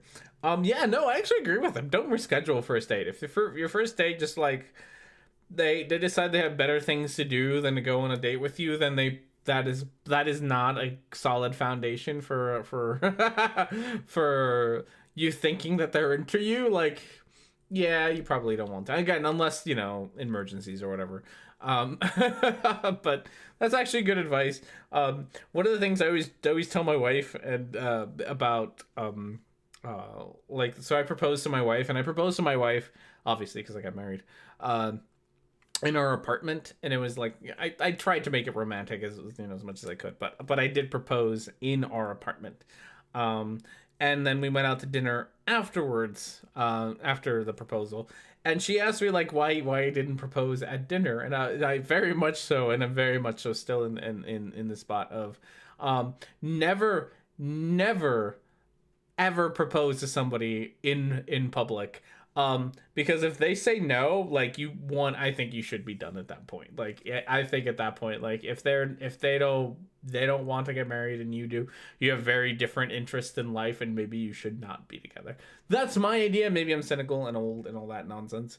But that's what I told my wife as to why I didn't propose in public. Because if she had said no, it would have been super awkward, and I would have been like, well, I guess we're breaking up now. Which thankfully didn't happen. And I didn't expect it to, but I still was like, you're never 100% sure. Oh, good. She could have proposed to you. It's true, she could have. If you don't know, Christy, and if no one else really knows, my wife is very, very, or not is, but was very, very religious. So, she still has a lot of she doesn't have, but I think she has sort of her idea about me proposing to her, which is fine. I've had one of my friends, his wife actually proposed to him, so it does happen, and I think it's great. Ladies, please feel free to propose to the guys. You don't have to wait for the guy. There's no reason for that nonsense. Okay. My sister's boyfriend proposed to her in front of the whole family at Christmas, and she said no. The relationship was over shortly after that. Yeah, no, and I would honestly, I would. And I'm happy that this didn't happen in my life. But if my wife had said no, like, that moment would have been like, well, that's it. Like, I'm not like, I've seen people who try to make it work, but at that point you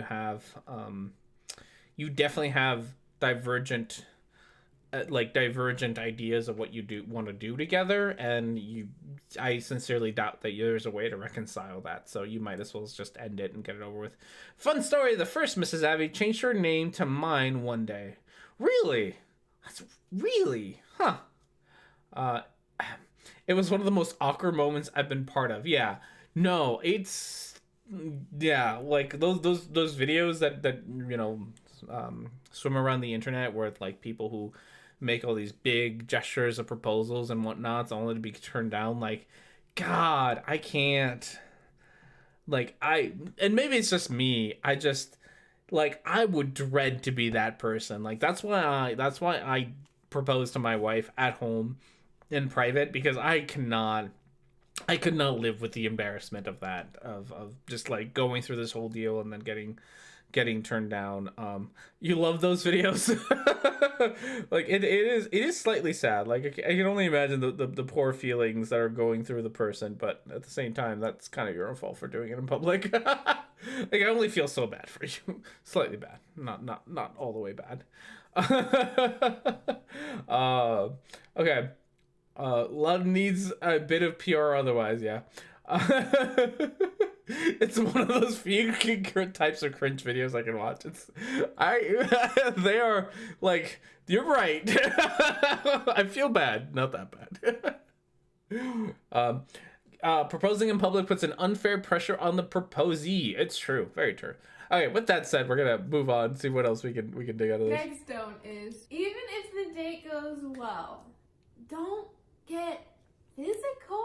Yeah. What? See, we're gonna do the judgmental. No, get physical. Again, consent and all that, right? I feel like I don't have to say this, but with consent, get physical. No, get physical. If that's the way it's gonna go, it's the way it's gonna go. Don't let these prudes ruin your fun. God, you guys are such prudes. Yeah. Side hug is one thing, but No! Don't do a side hug. What is this? How old are you, Morgan? Morgan. Side hugs my ass. Fucking side hug on the first date? Can I get a side hug? Oh no. I wouldn't care where the proposal was as long as we had a talk about marriage at one point and had agreement about it. There you go. That's another way to do it, right? If you had sort of already knew that the answer was going to be yes and you're confident that the answer is going to be yes, that's one thing. But God, even I don't know, even then, like thinking back, I feel like I would be uncomfortable. Side hug with grab ass. Oh no. Oh no. Don't do anything if you're not comfortable. Exactly. Like yeah. Again, within the limits of your own comfort level, there's really no I'm not going to be a judgmental asshole like Paul and Morgan are. Do whatever feels comfortable for you. If you want to go more than side hug, go more than side hug. More than side hug away. If you don't want to go more than side hug, you don't have to. You don't have to do any of these things. like full front hugs. Like, I know people are gonna think we're so crazy, like, but we're used to that, so it's fine. Yeah, if you watch our other videos, like, we're advocates for just being very careful with that physical line and boundary, especially on the first date. Yeah, because there are first dates that go great, and you're like, whoa, I could literally see myself marrying this person. But God, your idea of first dates, God, it weirds me out. It genuinely weirds me out, this idea of dating for marriage. Like, I don't know. Maybe it just oh no. Like, it just weirds me out so much of this idea of dating for marriage, rather than dating, like marriage isn't the ultimate goal and should not be your ultimate goal. Marriage is it's its own little antiquated system of whatnot. It's like, but God. Recognition here in Germany, we don't say, will you marry me? We say, willst thou unskerbischen sellenden eigenwurschenden fristenden feinsten Opfern. And that's beautiful. Also, I'm not surprised. Women, they never understand how painful it is hit on ammunition boxes. What? Remember, this isn't about actual personal boundaries. It's about because sex before marriage is bad. It's true. So yeah. Yeah. So I feel like Don't throw rhetoric and discourse. It's true. Sex should be the goal always. No, sex should not always be your goal. It's fine. It's like sex can be your goal. It shouldn't be your goal. It can be your goal. It doesn't matter what your goal is. It's do, like it was said earlier, do whatever is comfortable within your boundaries. If you are comfortable with a side hug and that's as much as you want to do, like I have absolutely no problem with you being, that's your comfort zone, and nobody should tell you that you are that is wrong for you to have those boundaries and say these are my boundaries and this is as far as I'm willing to go on a first date. Like, I'm not making fun of Paul and Morgan for having boundaries and for people to have those boundaries and hold on to them. Have your boundaries. People should respect your boundaries, and people should be okay with your boundaries. If people are not okay with your boundaries, they are assholes, and don't see them on a second date, right? But that's not what's being talked about. That's not what Paul and Morgan are talking about. They're not talking about personal boundaries. They're not talking about making sure that you are comfortable as a person with how much intimacy you have with another person. That's not at all what's being talked about. What is being talked about is the fact that Paul and Morgan are against premarital sex. That's it. So while I agree with them, I don't agree with them in the way that they think I agree with them. So yeah, have personal boundaries. That's fine. Have those. Those are great. But if you and the person you're on a date with have your boundaries aligned, and your boundaries are getting laid on the first date, get laid on the first date. No problem with that. Have a kiss on the first date. Hold hands on the first date. Hug. Whatever floats your boat is fine, as long as the other person is in agreement with you. There's really nothing that should be stopping you from enjoying yourself, as long as the other person is consenting and is comfortable with that decision. That's it. Like, it's really that simple. But Paul and Morgan are judgmental assholes, so we have to deal with Paul and Morgan being judgmental assholes. Keep the physical out of it for now. Don't allow the emotions to get amped up so unnecessarily early. Yeah, and also, like... Why? Why? Why? Because premarital sex is bad, not because there's an actual good reason, but because premarital sex is bad. First date goes really well, y'all kiss, and then the next few dates aren't as great as you thought, but you've like already crossed a certain boundary, and you're like, well, but we kissed and it was really nice. So really, God, I've kissed complete strangers. Like, I don't know. Maybe I'm too much of a floozy. But like, I have, like, there are way too many people who have kissed whose names I don't even know. So this idea that like kissing is some sort of like, God, like you've kissed someone, like you're now, how old are you, Morgan? God, this is such middle school logic. Like, oh, they've kissed, now they gotta get married. Like, no, Morgan, that's not how adults work. Getting a license is not the same as being a registered sex offender. What? What? That sentence came out of nowhere. What? Getting a license is not the same as being a sex offender. I mean, yes. But what if the kids gets you pregnant? I know, right? Like, this is such a weird, like, 13-year-old, 12-year-old, like, thinking, like, oh, we've kissed, we're now serious. We've kissed. Again, like, no. God, Morgan, how old are you, Morgan? I'm just amazed at your middle school like logic. Kissing, I'm sure it's a big deal for some, and that's fine. But it's not as big of a deal as Paul and Morgan are gonna make it out to be. Like, it's fine. It's fine. Might as well stick with them for a little longer, and then So go longer and longer. Right, Longer. the kiss. What? Who does that? Who? God, you have such. Do you even? I'm sorry. I'm making. Do you even know how adults adult? Paul, Morgan, do you even understand? Like, who sticks to a relationship? Who sticks to a relationship just because you kissed on the first date? Who's just like really? And maybe there are people who do this, and if you are a person who do this, you need some help, my friend. God, Yeah, who stays with somebody for the kissing? Like, this has to be a euphemism for sex. Yeah. Oh, gosh. This is a very... You guys are really... What reality you must live in is fantastic. Must be 29, but very conservative upbringing may reduce her mental age. That's probably true. This was great, but you're not connecting in other ways, but you have the physical, or you kissed them the first date, and then the second date, how do we end this? We can't just end it with another kiss, so we'll make out. Third date, we kind of got to keep one-upping the last one. So What?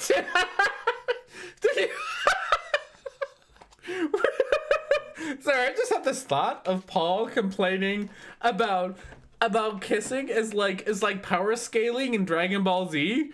Like like the first date is Vegeta, and how do you top Vegeta? You go to the second date, and then you have Frieza, and that's second base. And how do you top second base? You have fucking Majin Buu or Cell. Sorry, Cell is third base. Sorry. Kissing is a power scaling problem. Address it. Oh no. We gotta go Super Saiyan on this kissing thing. Oh goodness gracious. Oh, Paul, adult. What do you think of your marriage? God, like, topping Vegeta's pretty easy. He's not that tall. Before you know you're in GT, we know that oh shit that was. It's true. Like, God, kissing is not a power scaling problem, Paul. It just isn't. Oh my goodness. Oh my goodness. Oh God. Okay.